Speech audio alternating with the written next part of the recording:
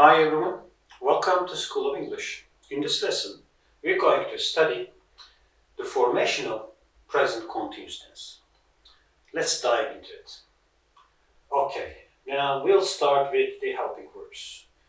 In each tense in English language, we use helping verbs to form sentences.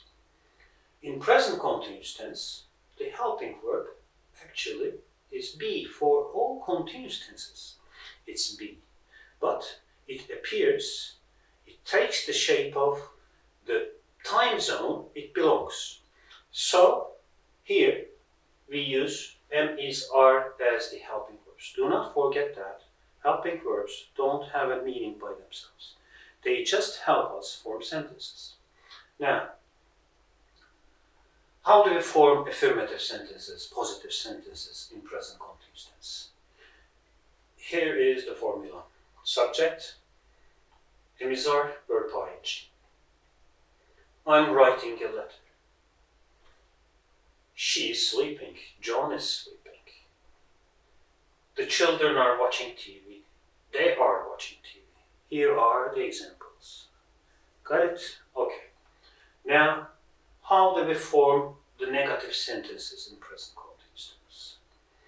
In order to make a sentence negative, we need not. I'm not working hard these days. She's not or she isn't listening to music. The children are not playing football, or the short form is aren't playing football. These are the examples. How about question?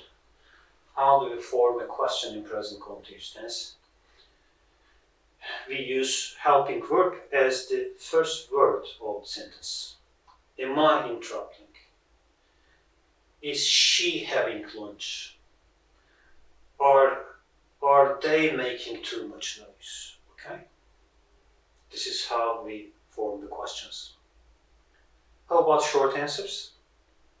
Are you waiting for someone? Yes, I am.